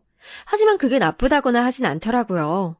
워낙 스펙도 좋은 사람이고 정장 갖춰 입고 나와서 기쁘게 저를 맞이하는 남자친구의 팔짱 끼고 거리를 걷는 것 자체가 무척 즐거운 일이었거든요. 엄마는 제가 선에서 만난 남자와 사귀기 시작하자 엄청나게 관심을 가지고 이것저것 물으시더라고요. 어때? 그 남자. 네 남자친구지 이제? 어떤 것 같아? 순자도 궁금해하더라. 어떻게 진행되고 있는지. 뭐 그런 걸 가지고 궁금해하시고 그래. 엄마 친구분들끼리 우리 얘기 막 수다 떨고 그러는 거 아니지? 말은 좀 나오지 뭐. 친구 중에 하나가 소개해줬는데 그럼 그걸 어떡하니? 어차피 이 얘기 나올 수밖에 없지. 그래서 그 남자 어떤데? 다정해. 그리고 변호사라서 나한테 돈도 잘 쓰고 말하는 거 들어보면 아주 단정한 사람이야. 나중에 혹시 결혼하면 내가 너무 게으르고 해퍼서 문제되는 거 아닐까 싶을 정도로 그래. 얘는 남편이 좀 딱 부러지는 스타일이면 마누라는 부드러워도 괜찮아. 둘 다 딱 부러지면 그게 오히려 문제되기도 한다 너. 그런가? 그래. 너랑 너 남자친구랑 참 잘 맞나 보다. 결혼해도 잘 살겠네. 엄마가 너무 신나서 말씀을 하셔서 저는 좀 어이가 없어서 피식 웃었어요. 기르는 강아지를 품에 안고서 엄마한테 타박을 하듯이 말했었죠. 사귄 지 석 달밖에 안 됐는데 무슨 결혼이야, 엄마.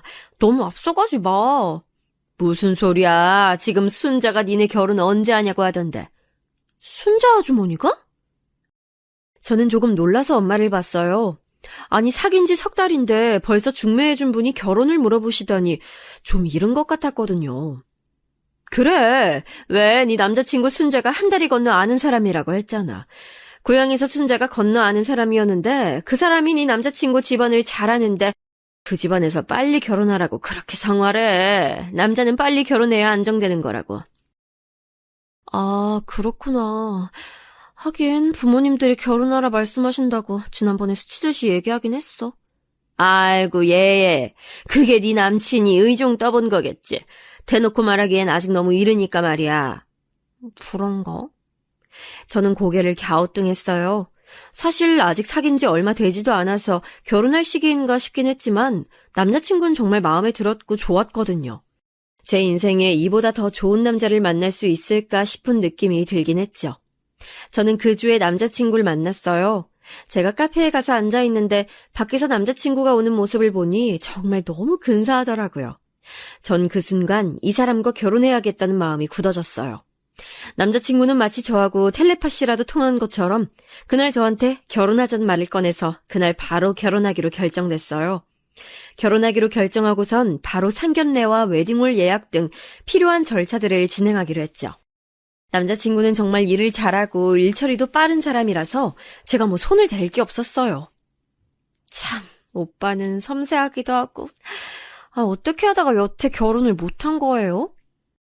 남자친구는 저보다 4살 위였어요. 딱 30이 되는 나이였는데 그때까지 이런 사람이 결혼을 하지 않고 있다가 중매로 저한테 온 게 이상할 지경이었죠. 글쎄, 여태 사귄 여자친구들이 그렇게 좋은 사람이 아니었거든. 다들 내가 마음에 들지 않기도 하고. 나도 그 사람들하고 사이가 좋아지질 않았고 그래서였던 것 같아. 신기하다. 오빠 성격이 이렇게 좋은데. 게다가 솔직히 오빠네 부모님도 굉장하시잖아요. 남자친구네는 사실 아버님 쪽보다 어머님 쪽이 더 스펙이 좋은 분이었어요. 어머님은 의사셨는데 어느 병원 부원장으로 재직 중이시더라고요. 아버님은 예전에 회사 중역이셨다는데 건강이 안 좋아서 일을 그만둔 지 오래라고 하셨고요. 남자친구는 어깨를 으쓱하며 웃더라고요. 나도 잘 모르겠어. 이렇게 된 것도 사실 인연이지 뭐. 결혼같이 중대한 일이 사람 마음대로 안 되는 경우가 무척 많잖아. 그건 그렇죠, 사실. 납득이 가는 말이었죠. 그리고 곧 남자친구는 먼저 저희 집에 인사를 하겠다며 선물을 들고 찾아왔어요. 엄마 아빠는 처음으로 딸내미가 데려간 남자친구를 본다고 잔뜩 긴장하고 계시다가 남자친구와 식사를 하고서 마음에 드셨는지 얼굴에 웃음꽃이 활짝 피셨더군요. 저도 그 모습이 무척 만족스러웠어요. 아유, 한우까지 사오고 말이야. 우리 예비 사위 덕을 많이 보네? 아닙니다, 장모님. 웨딩홀 예약이 겨우 6개월도 안 남았는데요. 미리 찾아뵀어야 했는데 제가 일이 너무 바쁜 바람에 죄송합니다. 안 그래도 돼. 어쩜 이렇게 순자가 좋은 청년을 소개해줬을까? 남자친구는 부모님과 능숙하게 대화하면서 웃었어요. 과연 로펌 변호사라 대화하는 일이 많아서 그런지 부모님 대하는 것도 아주 익숙하더라고요. 약간 변호사가 고객 대하는 정중함이 느껴지긴 했지만요. 우리 미영이도 시댁에 인사드리러 가야 할 텐데 저게 너무 어려서 잘할지 모르겠네. 아닙니다. 상견례 전에 미리 스트레스 받을 필요 있나요? 며느리 되는 분들이 시댁 때문에 얼마나 많이 스트레스 받는지 저도 조금 알긴 하는데요. 그래도 먼저 인사를 해야 하지 않을까? 아닙니다. 제가 이미 어머니 아버지께 말씀드렸어요. 상견례 할 때 처음 뵙게 될 거라고요. 그리고 결혼하고 나서도 가능하면 시댁하고 접촉을 줄이긴 할 겁니다. 어머, 참 좋은 남편이다, 정말. 미영아, 너 정말 남편감 하나 잘 얻었어. 엄마가 정말 부럽다는 듯한 말투로 저한테 말씀하셨어요. 저도 남자친구가 너무 믿음직하고 좋아서 얼굴이 빨개졌지요. 그리고 그날 저는 남자친구한테 제 방을 구경시켜줬어요. 제 방에는 기르는 강아지가 자고 있었죠. 침대 위에서 자고 있는 강아지를 보더니 남자친구가 미간을 약간 찡그렸어요.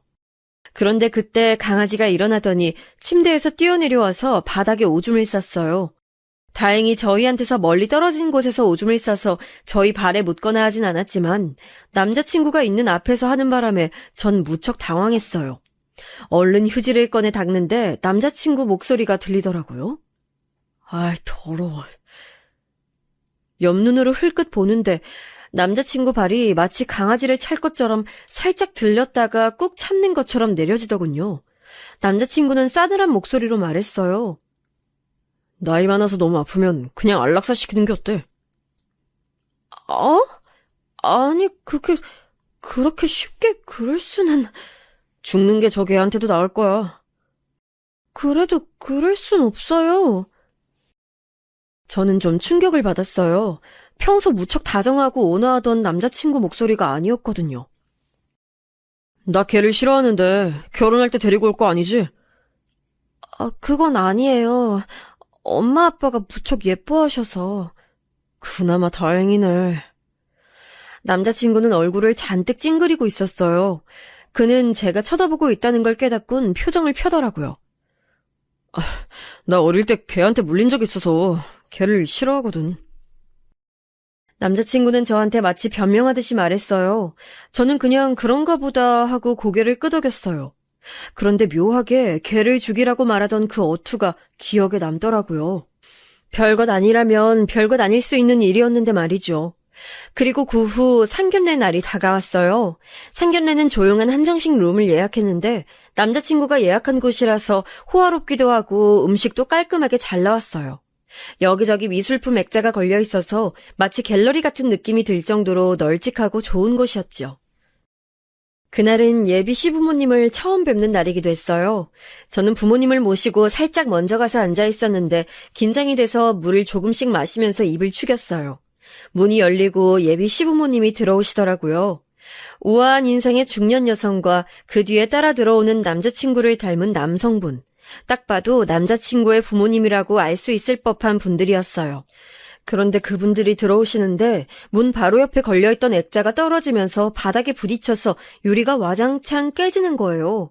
얼마나 소리가 크게 났는지 저와 저희 부모님 모두 소스라치게 놀라서 벌떡 일어날 정도였죠. 남자친구도 놀라서 자기 부모님 곁으로 다가가서 아래를 살피더라고요. 이건 비싼 건 아닐 테니 괜찮을 거예요. 아, 그래. 이상하게 남자친구는 자기 부모님한테 안 다치셨냐고를 안 물어보더라고요. 그저 아래에 떨어진 액자만 발로 툭툭 건드리면서 깨진 유리를 밟았죠. 어머님 괜찮으신 거죠? 전 그냥 있을 수가 없어서 머뭇거리면서 여쭤봤어요. 예비 시어머니는 저를 보시더니 부드럽게 웃으시면서 괜찮다고 걱정 말라고 하셨어요. 상냥하네요. 괜찮냐고 물어봐주기도 하고. 당연하죠, 어머님. 액자야 떨어진 건 어쩔 수 없고 다치지 않는 게 제일 중요하잖아요. 시어머니는 미소를 지으셨지만 어딘가 피곤해 보였어요. 뒤에 서 있던 예비 시아버지는 자기 아내가 다쳤는지 말았는지도 관심을 안 가지고 있더라고요. 인상은 무척 좋고 오히려 남자친구보다도 잘생긴 분이었는데 예비 시어머니하고 묘하게 겉도는 느낌이었어요. 아, 그때 혹시 두 분 사이가 안 좋으신가 하는 생각이 들더라고요. 왜 그런 집안들 많잖아요. 겉으로는 멀쩡해 보이는데 겉으로만 멀쩡하고 안으로는 골물대로 골마서 서로 중내사내하고 싸우고 사는 집이요. 저는 눈치를 보면서 엄마한테도 흘낏 눈으로 말했어요. 엄마도 뭔가 느낀 게 있는지 고개를 살짝 끄덕이시더라고요. 상견례는 평범했어요. 예비 시어머니는 전반적으로 저희 집에 호의적으로 말씀하셨고 무엇보다 아들이 결혼한다는 사실에 굉장히 기뻐하시는 것 같더라고요. 우리 며느리 될 아이한테 오빠가 있다고 들었는데 오늘 그분은... 아, 그 애는 정신과 의사인데 지금 해외 대학에 임시로 나가 있어요. 아마 올해 내로 들어오긴 할 텐데 결혼식에 맞출 수 있을지는 잘 모르겠네요. 안 된다고 해도 들어오라고 해야죠. 아들이 사부인 말을 잘 듣나 보네요. 그럼요. 안 들으면 제가 가만두나요. 좋으시겠어요. 저희 아들은 정말 말 안 듣는데. 아유, 이서방이야 말을 듣고 말고 할 게 뭐 있을까요? 저렇게 훌륭한 청년인데요. 엄마가 진심을 담아서 그렇게 말씀하시는데 시어머니의 얼굴이 묘하게 어두웠어요. 곁에 앉은 예비 시아버지는 저희한테 별 관심도 없으신 것 같고 남자친구는 그저 웃기만 하고 있었고요. 전 아무리 생각해도 이 가족들 사이에 감도는 분위기가 좀 이상하더라고요. 가뜩이나 예비 시부모님이 들어오실 때 액자가 떨어진 게 너무 마음에 걸리는데 이렇게 가족끼리 분위기가 이상하니 더 기분이 좋지 않았어요. 하지만 그렇다고 해서 정말 딱 안 좋은 뭔가가 있진 않아서 트집을 잡기도 어려웠어요. 오늘 만나뵈니 사부인도 사돈 어른도 다 좋은 분 같아서 우리 아이 마음 놓고 시집 보낼 수 있겠어요? 별 말씀을요. 저희 아들도 잘 부탁드립니다. 상견례는 그렇게 아주 부드럽게 잘 끝났어요. 예비 시어머니가 병원 부원장인데다가 남자친구가 유명 로펌 변호사인데도 다른 예단이나 혼수 얘기는 조금도 하지 않으시는 게 무척 의외긴 했지요. 왜 보통은 집안끼리 차이가 나거나 결혼 당사자끼리 차이가 나면 혼수와 예물을 많이 요구하기도 하잖아요. 집안도 그렇거니와 저와 남자친구도 많이 차이가 났거든요. 저는 미대 졸업 후에 놀고 있는 처지였고 남자친구는 로펌 변호사였고 그런데 시부모님은 이상할 정도로 그런 얘기는 조금도 꺼내지 않으셔서 전 나중에 말씀하시려나 싶었어요. 저희 부모님도 어느 정도 각오는 하고 있다고 말씀하기도 하셨거든요. 그리고 아빠가 운전하시는 차에 타서 돌아가는 길에 엄마가 말을 꺼냈어요. 좋은 분들인 것 같은데, 조금 이상한 느낌 들지 않았어요, 엄마? 그래, 뭔가 딱 짚진 못하겠는데 묘하네. 두 분 사이가 그리 좋진 않으신 것 같지? 그리고 하여튼 뭔가 위화감이 느껴지네. 그래, 게다가 하필이면 그 양반들 들어올 때 액자까지 깨져가지고 더 기분이 이상하네. 하필 말이야. 엄마가 중얼거리셨어요. 아빠는 대화에 끼지 않고 묵묵부답이셨는데 원래도 말수가 적은 분이라서 그러려니 했죠. 그런데 횡단보도에 신호를 받아 멈춰 서 있던 때 순간 차가 들이받쳤어요. 꽤나 세게 들이받쳐서 엄마와 저 아빠까지 모두 억소리를 내면서 앞으로 몸이 쏠렸죠. 쾅 소리가 나면서 차가 앞으로 확 밀려나갈 정도였으니까요. 다행히도 횡단보도에 지나가는 사람이 없었으니 망정이지 아니었다면 사람이 치여서 다칠 수도 있는 상황이었어요. 상당히 심하게 받쳤기 때문에 저희는 한참이나 정신을 못 차리고 뒷목을 주물렀어요. 아빠가 제일 먼저 정신을 차리시고서 바깥으로 나와봤더니 차 뒤가 엄청나게 찌그러졌다고 하시더라고요. 아빠는 그 자리에 서서 보험사와 경찰을 불렀고 덕분에 집으로 돌아가는 길은 한참이나 지체가 됐어요. 뒷차 운전자가 졸음운전을 해서 서 있는 우리 차에 대고 그냥 갖다 박은 거라 우리 과실은 아예 없었다는 게 그나마 다행이긴 했죠. 덕분에 저희는 때 아닌 병원 신세를 졌어요. 엄마 허리가 원래도 안 좋으셨는데 차가 받치는 바람에 더 안 좋아졌고 저도 목이 아프더라고요. 다음날 병원에 가서 나란히 물리치료를 받는데 좀 어처구니가 없었어요. 좀 이상하지 않니? 엄마가 조용히 침묵하다가 꺼낸 말이 딱 제 심정을 대변하더라고요. 그렇지, 엄마. 엄마는 한숨을 푹 쉬셨어요. 예비 시부모가 들어오는데 액자가 떨어져 깨지질 않나. 돌아오는 길에 우리 잘못은 하나도 없이 차 사고가 나질 않나. 예. 엄만 좀 이상하다, 정말. 좀 불안한 건 사실이야. 너 결혼 조금만 미루자. 미루라고? 그래. 우리 다친 거 핑계 삼아서 좀 연기해. 사실 너 이대로는 지금 잘 서 있기도 힘들잖아. 엄마도 그렇고. 그건 그래. 사실 결혼식 때까지 기다리면 당연히 나을 정도의 몸 상태였지만 결혼식을 연기할 핑계가 되기에도 충분한 건 사실이었어요. 제가 남자친구한테 전화해서 그 말을 하니까 남자친구가 깊이 한숨을 쉬더라고요. 하필 결혼 전에 이런 일이 생기네. 나만 그런 게 아니라 우리 엄마도 많이 다쳐서 나보다 엄마가 더 많이 다쳤어요. 조금 기다려보고 몸 나아지는 거 봐서 미루자. 아직 시간 있으니까. 하지만 기다려보자고. 남자친구는 딱 잘라서 기다리자고 했어요. 전 그때도 이미 남자친구와 시댁에 대해서 좀 민감해져 있어서 그 말투가 신경질적이고 날카로운 것 같다고 느꼈죠. 사실 생각해보면 남자친구는 약속을 어기거나 원래의 계획이 틀어지는 걸 극도로 싫어했어요. 초반에 제가 데이트에 10분 정도 늦은 적이 있었는데 그때 남자친구가 아주 마땅찮은 표정으로 있다가 얼마 데이트를 하지도 않고 곧장 돌아가 버렸기에 제가 그 후로는 절대 시간에 늦지 않아서 별다른 트러블이 없었던 것뿐이었죠. 지금 생각하니 그것조차도 뭔가 이상하게 느껴졌어요. 사실 사람이 약속 틀어지는 거 싫어할 수는 있는데 하나가 이상하게 여겨지니 다른 것도 다 연쇄적으로 그렇게 느껴졌던 거예요. 저도 슬슬 좀 신경질이 나더라고요. 물론 남자친구도 남자친구의 집안도 모두 저희 쪽보다 좋았지만 그렇다고 제가 무조건 숙이고 들어가야 하냐면 그건 또 아니잖아요. 세상에 상견례 끝나고서 돌아가는 길에 사고가 나서 다쳤다는데 결혼식 미루지 않고 기다려보자니 그 주에 만났을 때 저는 좀 퉁명스러운 말투로 말했어요. 오늘 데이트하기도 좀 힘들어. 사고 때문에 다쳐서 지금 허리 아프단 말이에요.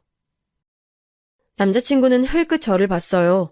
그 순간 남자친구 눈빛이 되게 차갑고 귀찮다는 듯한 느낌이어서 좀 속으로 깜짝 놀랐죠.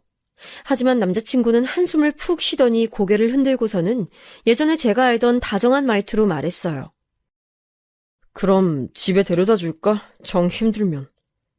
이왕 나왔는데 밥이나 맛있는 거 사줘요. 남자친구는 원래 알던 것처럼 다정한 얼굴을 하고 있었지만 어딘가 묘하게 계속 거슬리는 말을 하더라고요. 계속 저하고 엄마 아빠 정말 아픈 거 맞냐? 결혼식 때 잠깐 서 있는 것뿐인데 굳이 미뤄야겠냐? 좀 기다려보고 그냥 진행하자는 등 저희 쪽 사정을 별로 고려 안 하는 것 같았어요. 결국 제가 화를 크게 냈죠. 아니 오빠, 여태까지 그렇게 다정하게 잘해주던 거 다 뭐였어요? 나 아파요 지금. 허리랑 목이랑 다 다쳤단 말이에요. 그래도 자기 지금 멀쩡하게 나와서 서고 앉고 다 하잖아. 결혼식만 못하는 이유가 뭐야? 결혼할 때 신부가 얼마나 힘든지 알아요? 친구들 보면 새벽부터 나와서 메이크업 받고 드레스 피팅하고 머리하고 하면 거의 초죽음 된다고요. 아, 왜 갑자기 이렇게 배려 없이 굴어요? 이제 우리 결혼할 거잖아. 예비 부부나 다름없는데 어떻게 연애 때처럼 전부 다 자기한테 맞춰주기만 해? 그럴 순 없어. 이제 현실적으로 상황에 다 맞춰 살아야지. 무슨 소리예요, 지금? 우리 아직 결혼 안 했고, 그리고 이건 결혼이랑 상관없는 문제잖아요. 왜 상관이 없어? 결혼한 거나 다름없는 커플인데 부부로서 행동해야지. 주변에서도 이제 다들 나 결혼한 유부남으로 생각하고 자기도 그럴 텐데 현실적으로 이제 나한테 좀 맞춰. 남자친구가 도리어 화를 내면서 저한테 그렇게 쏘아붙였어요. 그까짓 화장하고 드레스 피팅 겨우 몇 시간만 참으면 되잖아. 장모님은 그냥 나와서 한복만 입고 초에 불만 붙이면 되는데 뭐 때문에 그렇게 못하신다는 거야. 장인어른도 마찬가지고. 웨딩홀 예약 취소하면 돈이 얼만지 알아? 아니 오빠 돈 잘 벌면서 지금 그게 문제예요? 그리고 내가 취소하자는 거 아니잖아요. 그냥 연기하자고요. 연기해도 추가금 들어. 그리고 난 지금 그게 문제가 아니라 주변 회사 사람들 중요한 거래처에 전부 그날로 결혼 얘기해뒀으니 못 받고. 전 정말 말문이 막히더라고요. 여태까지 남자친구는 단 한 번도 이런 식으로 군 적이 없었어요. 처음부터 끝까지 저한테 맞춰줬고 제가 최고라는 듯이 굴었거든요. 근데 갑자기 결혼 직전에 고작 연기하자는 것 하나로 이런 식으로 나오다니요. 전 솔직히 결혼 연기하자는 말을 꺼내본 게 다행이라고 생각했어요. 이렇게나 남자친구가 본성을 드러낼 줄은 몰랐거든요. 자기야, 솔직히 나나 우리 집이나 결혼의 목매만큼 그렇게 못나진 않았어. 그건 알지? 알아요. 그냥 우리가 인연이 닿았을 때 제대로 연을 맺고 싶은 것뿐이야, 난. 솔직히 말해서 자기도 조금 더 나은 신랑감 바란 거 아니었어? 나한테도 말했었잖아. 좋은 스펙 가진 사람하고 결혼하고 싶었다고. 그랬죠. 난 자기가 속물적이라고 생각하지 않아.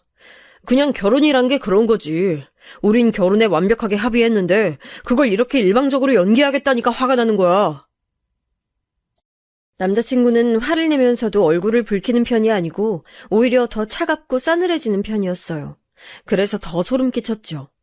그때가 처음으로 저한테 대고 직접적으로 화를 낸 때라서 더 그렇게 느꼈는지도 몰라요. 아무튼 결혼식 연기는 안 돼. 그렇게 알고 있어. 남자친구는 싸늘하게 말하고서 저를 집 근처로 데려다 줬어요. 바로 차를 돌려서 가버리는 게 짜증이 많이 난 것 같더라고요. 절 데려다 준 곳도 집 앞이랑 좀 먼 곳이었고요. 전 한참이나 근처 벤치에 앉아서 생각을 했어요. 사실 한숨 돌리고 나니까 찬바람에 머리도 좀 식고 생각이 깊어지더라고요. 불길하고 불안한 건 여전했어요. 예비 시부모님이 들어올 때 떨어지던 액자, 상견례에서 돌아올 때 난 교통사고, 게다가 결혼 연기를 말하자마자 화를 내기 시작하는 남자친구까지. 하지만 남자친구의 말대로 남자친구도 시댁도 저나 저희 집에는 과분하긴 했어요. 만약 지금 이 남자를 놓친다면 정말 다시는 이런 사람을 만나지 못할지도 모를 일이었죠. 걸어서 집으로 들어와서 엄마한테 풀이 죽어서 이런저런 얘기를 했죠. 엄마도 고민이 많은 얼굴이었어요. 그리고 그 다음 주였을 거예요. 제 핸드폰으로 낯선 번호가 뜨길래 전 누군가 하고 전화를 받았어요. 아, 김미영 씨 전화입니까? 예, 맞는데요? 아, 세아가, 나, 네 시애비 될 사람이다. 거침없는 목소리가 들려왔죠. 전 너무 놀라서 눈을 껌뻑거리다가 황급히 인사를 했어요. 시아버지는 저한테 할 얘기가 있다면서 나오라고 하셨고 전 어버버하다가 나가겠다고 하고선 전화를 끊었어요. 시아버지가 저를 불러낸 곳은 집 근처의 카페였어요. 전 당황해서 뛰쳐나온 터라 옷차림도 엉망이었는데 시아버지는 깔끔한 정장을 입고 있었죠. 마치 영화에서 나온 것처럼 근사한 중년 남성으로 보였어요. 아버님, 어떻게 여기까지 오셨어요? 아, 별건 아니다. 다름 아니라 네가 결혼 연기해야 할 만큼 아프다고 하길래 어떤가 보러 왔다. 시아버지는 정말 세상 사람 좋게 말씀하셨어요. 말씀 뒤에 그리 나쁜 의도가 숨겨져 있는 것처럼 느껴지지 않았고요. 나온 음료를 앞에 두고서 시아버지는 빙긋거리며 웃으시더라고요. 우리 아들이 좀 결혼이 급해서 말이다. 애가 계속 안정된 가정을 꾸리고 싶어 했는데 결혼 연기해야 한다고 하니까 좀 마음이 급한가 봐. 네, 안 그래도 그런 것 같더라고요. 너무 걱정하지 마라. 만약 우리 애가 급하게 굴면 내가 막아줄 테니. 시아버지는 정말 호인이신 것 같았어요. 회사 중역으로 있다가 퇴직하셨다더니 품위도 있으셨죠. 젊을 땐 오히려 남자친구보다도 더 잘생기고 훤칠했을 것 같은 외모였고요. 근데 난 네가 웨딩드레스를 입으면 정말 예쁠 것 같구나. 지금도 예쁘지만 말이다. 별 말씀을요, 아버님. 아니, 정말이다. 아들놈이 운이 좋아. 소개를 받아서 이런 아가씨를 만나다니. 시아버지의 칭찬에 저는 좀 부끄러웠어요. 사실 제가 어려서부터 예쁘다는 말은 상당히 많이 들은 편이었지만 시아버지한테 직접적으로 이런 말을 들으니 더 부끄럽더라고요. 시아버지는 아주 담백하게 말씀하시고는 이런저런 얘기를 하며 대화를 이끌어 가셨어요. 회사에서 오랜 기간 일하신 분답게 무척 능숙한 대화 스킬이었고 어떻게 생각하면 젊을 때 여자들한테 인기 꽤나 있으셨던 게 아닐까 싶을 정도로 매력적이시더라고요. 아, 근데 이번 가을에 내 친구 아들도 결혼한다더구나. 그 애도 우리 애랑 비슷한 나이인데 서로 또래 아들들이 있다 보니까 알게 모르게 친구하고 좀 서로 잘난 척을 했었어. 애들 데리고 말이다. 아, 비슷한 또래 아드님이시구나. 그래. 그런데 여태까지 그 친구 아들이 다행히도 내 아들보단 조금씩 뒤떨어졌었다. 그래서 내가 여태 잘난 척을 꽤 해왔지. 자식 가지고 잘난 척하는 부모 마음 넌 이해 못하겠지만 그래도 이게 거의 본능에 가까운 거란다. 아니에요, 아버님. 저도 이해하죠. 저희 부모님도 정말 계속 그러시는걸요. 저는 고개를 흔들었어요.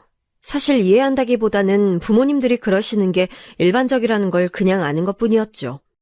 제가 괜찮은 미대를 나온 건 맞지만 그래도 취업이나 데뷔를 한 것도 아닌데 저희 엄마 아빠는 저를 그렇게 자랑스러워하면서 여기저기 자랑하고 다니셨거든요. 시아버지는 허허 웃으시더니 조금 난처한 얼굴이 되셨어요. 그런데 그 친구 아들이 우리 애보다 조금 늦은 계절에 결혼한 줄 알았는데 이번에 연기하면 걔보단 좀 늦어지겠구나 우리 아들이. 아, 네. 평생 그 친구한테 내가 뒤처지는 건 없었는데 말이다. 물론 당연히 아주 가벼운 농담 톤의 말씀이셨어요. 하지만 설득력이 굉장히 있었고 저도 모르게 제가 결혼식을 연기하자고 하는 게 굉장한 잘못인 것처럼 느껴졌죠. 전 다시 한번 그냥 결혼을 해야 하나 생각했어요. 무척 호감 가는 어른인 시아버지가 저렇게 말씀하시는데 이왕 할 결혼 그냥 해버릴까 싶었던 거죠. 다시 고민이 되길래 저는 시아버지께 제가 다시 한번 몸 상태를 보고 말씀드리겠다고 걱정하지 마시라고 했어요. 그랬더니 시아버지는 너무 무리하지 말라며 다정하게 걱정하시고는 돌아가셨어요. 차를 운전해 오셨기 때문에 떠나시는 걸 배웅하고 전 집까지 걸어서 돌아갔죠. 거의 이왕 할 결혼 그냥 하자는 쪽으로 마음이 기울어지고 있었어요. 그런데 집으로 가는 길목에서 코너를 도는데 예상치 않게 자전거가 와서 부딪혔어요. 다행히도 세게 달리던 자전거가 아니라서 크게 다치진 않았지만 전 발목을 접지르면서 넘어졌죠. 아주 심하게 접지른 건 아니었어요. 하지만 역시 아프긴 해서 전 자전거를 타고 오던 아이를 조금 혼내고서 그냥 절뚝거리면서 집으로 돌아왔어요. 그리고 또 다른 불길함이 어른거리기 시작했죠. 이게 3번째였어요. 전 엄마를 불러다 앉히고서는 오늘 있었던 일에 대해서 시시콜콜 다 얘기를 했어요. 또 자전거랑 부딪혔다는 거지? 역시 엄마도 그게 신경이 쓰이시는지 인상을 찌푸리시더라고요. 저도 다름 아닌 그 부분이 가장 마음에 걸렸어요. 시아버지야 며느리 설득하러 오실 수도 있죠. 아들이 결혼 급하다고 동동거렸을 수도 있고요. 하지만 엄마는 시아버지도 좀 걸리시는 것 같더라고요. 예비 며느리를 누가 그렇게 시아버지 혼자 보러 와? 좀 그렇지 그건. 뭐 어때서 그래? 되게 젠틀하게 나 차 한 잔 사주고 가셨어. 그냥 나 설득하러 오신 것 같더라고. 너 뭔가 그냥 넘어간 것 같은 분위기다?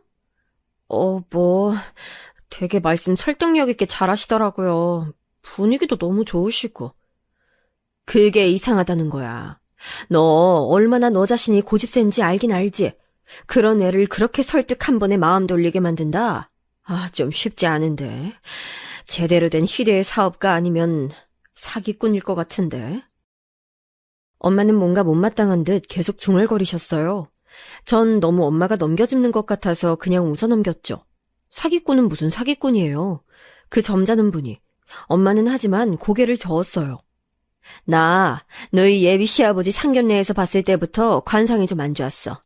뺀질뺀질 해가지고 마누라 등 뒤에서 입만 잘 놀리게 생겼더라고. 너희 시아버지 그렇게 좋은 사람 아닐 거야. 엄마 촉이 그렇게 느껴져. 엄마는 고개를 저었어요. 하지만 전 결혼을 연기하고 싶긴 했지만 어쨌든 하긴 할 거였기 때문에 엄마의 시부모님에 대한 안 좋은 말이 듣기 싫었죠. 전 듣기 싫은 티를 내면서 그런 소리를 하지 말라고 했고 엄마는 제 말을 들은 척도 하지 않으셨어요.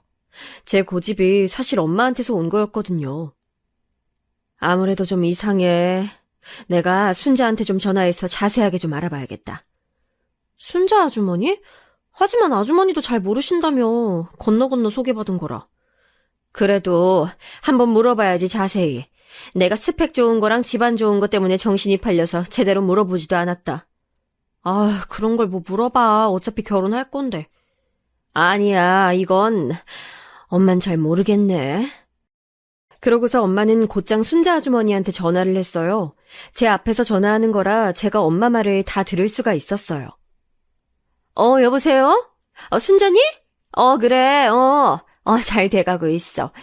근데, 우리 딸내미 결혼하는 그 집안 말이야. 그래, 그 이씨 집안. 시어머니 될 자리가 그 병원 부원장인. 혹시 그 집안에 대해서 더 아는 거 없어? 그럼 누구한테서 소개받은 거라고 했지? 그래, 고향 친구 희영이. 그래. 걔도 또 부탁받은 거라고? 한참이나 얘기가 길어졌어요. 원래 순자 아주머니는 우리 엄마하고 같은 고향 출신인데 엄마는 고향에서 빨리 떠나왔고 순자 아주머니는 계속 오가면서 살고 계셨죠. 그래서 순자 아주머니가 말하는 그 친구를 엄마도 아시는 것 같았어요. 걔가 그러니까 박명희? 걔가? 순간 엄마가 좀 놀라시더라고요. 엄마는 잠시 가만히 있다가 알겠다고 말씀하시고서는 끊었어요. 왜 엄마? 맨 처음에 말 꺼낸 게 박명희라는 고향 친구라는데 걔가 너희 외가에서 식모살이 하던 애거든. 식모? 그래, 엄마 어릴 때까지만 해도 시골엔 식모가 있었어. 근데 우리 집에서 물건 훔쳤다가 너희 외할아버지한테 호되게 혼나고서 집으로 돌아갔었거든. 어머... 걔가 왜 이 집을 우리 집에 소개해주라고 했지? 엄마는 고민에 고민을 거듭하시더라고요. 저도 그 말을 듣고 보니 뭔가 섬뜩해졌어요. 아니, 옛날 옛적 엄마하고 그리 좋지 않은 인연이 있었던 분이 왜 갑자기 우리 집에 남자를 소개해주라고 했을까요? 엄마는 다시 순자 아주머니한테 전화를 하고 고향 친구들에게 전부 전화를 돌리면서 그 박명이라는 분에 대해서 알아보기 시작했어요. 엄마는 옛날 수첩까지 꺼내다 놓고 정말 몇십 년 만에 연락하는 친구한테까지 전화를 했죠. 그러다가 어떤 친구분하고 통화하는데 드디어 실마리를 잡았다고 하시더라고요. 엄마가 말씀해 주신 통화 내용이 이랬어요. 너 혹시 명희 기억하니? 박명희. 알지. 걔 우리 동네 빌라 반지하에 사는데. 어머, 그래? 지금 걔 어떻게 사니? 여기저기 파출부로 다녔었는데, 중매일도 하는지 이상한 자리 가져와서 여기저기 고향 애들한테 선보라고 들이대고 다니는 모양이더라.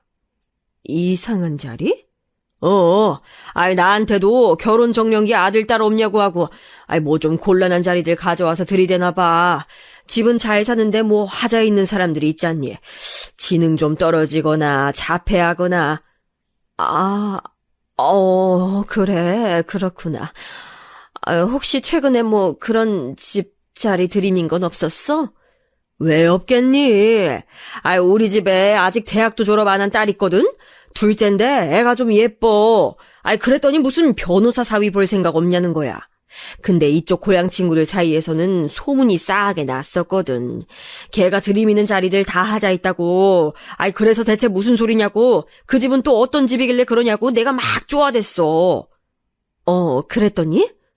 내가 솔직하게 말해주면 결혼 생각해보겠다고 했더니 결국은 박명희 걔가 술술 불더라고. 집안은 진짜 좋다면서 엄마가 무슨 병원 원장이라나 부원장이라나. 근데 걔네 아빠가 아주 폭탄이더라, 폭탄. 폭탄? 무슨 사기 전과가 3개인가 되고 무슨 별거 다 있었어.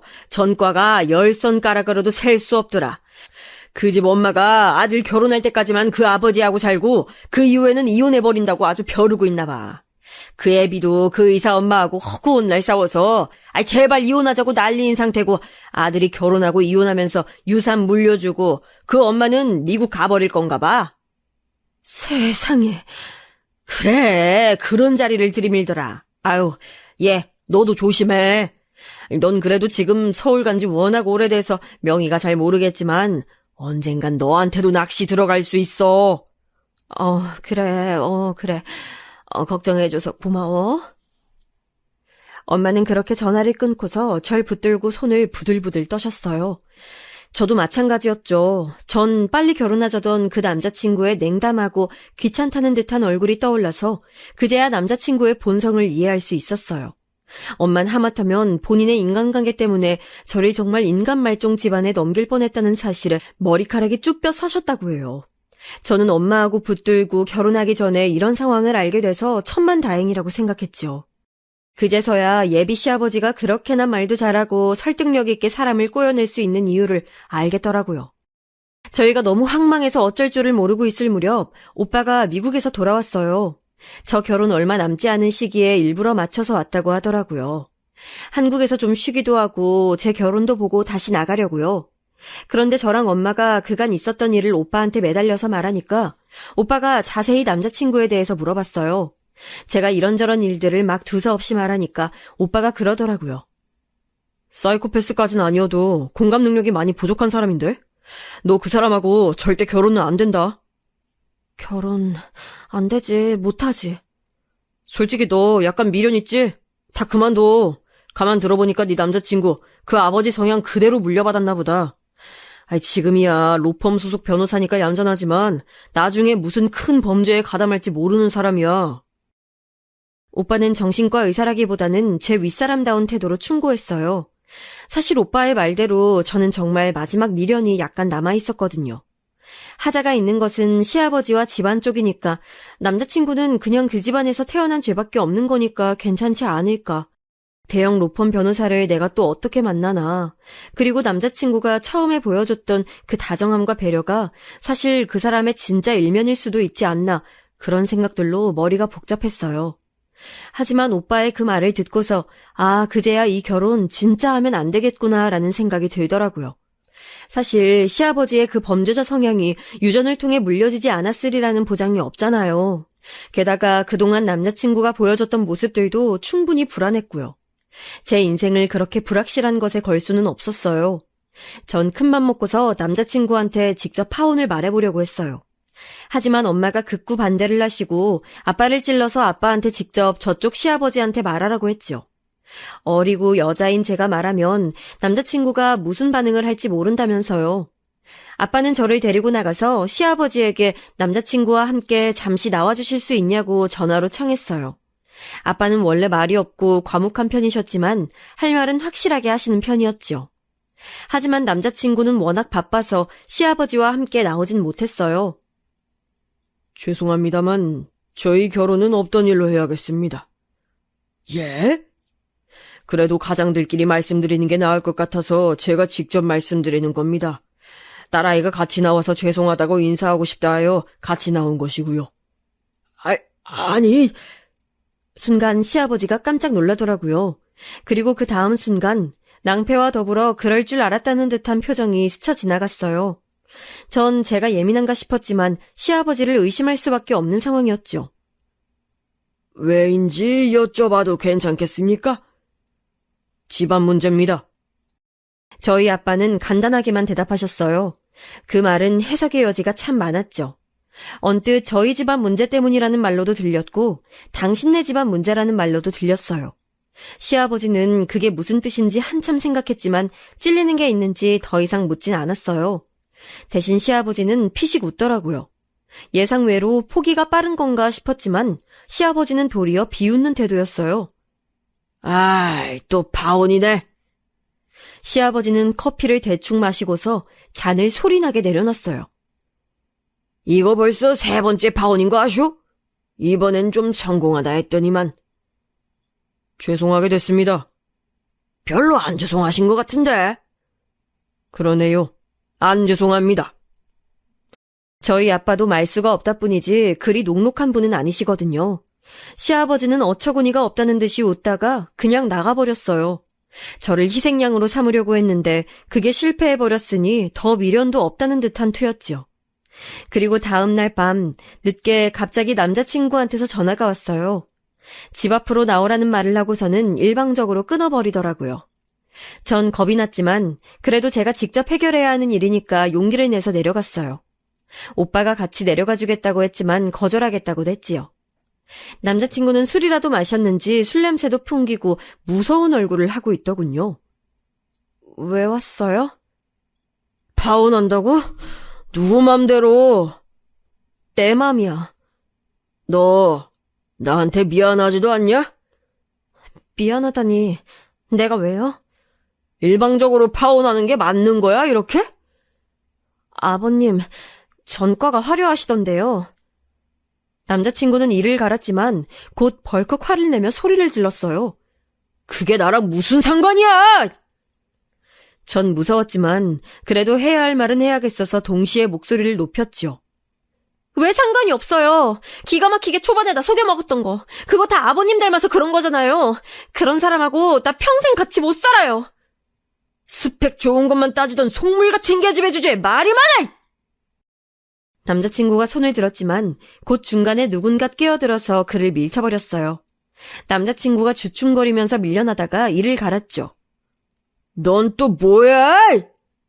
얘 오빠. 오빠가 뒤에 따라 나와서 저를 지켜보고 있다가 끼어든 거였어요. 오빠는 험악한 남자친구의 표정을 보고 뭔가 오해를 막겠다는 투로 급하게 덧붙이더군요. 친오빠. 뭐 사실 저로서도 남매인데 썸씽 있는 사이로 오해받는 건 별로니까요. 전 그보다 절 때리려고 했던 전 남자친구의 행동에 충격을 받았어요. 나 때리려고 했네요? 네가 말을 안 들으니까. 이제 진짜 끝이에요. 너, 꺼져! 남자친구는 앞에 오빠 때문에 달려들지도 못하고 씩씩대기만 하다가 돌아서서 가버리더라고요. 전 오빠하고 같이 아파트로 올라와서 방에 처박혀서 한참을 울었어요. 소원대로 좋은 사람과 결혼하는 줄 알았는데 그냥 그렇게 충격적으로 끝나버린 거였죠. 그 후로 전 남자친구한테선 전혀 연락이 없었어요. 마치 아예 있지도 않았던 사람처럼 사라져버렸죠. 뒤늦게 사정을 알게 된 순자 아주머니가 엄마한테 미안하다고 극구 사과를 한 것만 빼면 마치 없었던 일 같았어요. 그래서 그 뒤로 저는 원래 친구였던 사람과 감정이 싹 터 결혼해서 살고 있어요.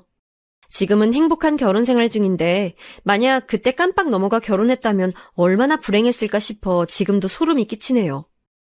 제 사연은 여기까지입니다. 즐겁게 들으셨기를 바랄게요.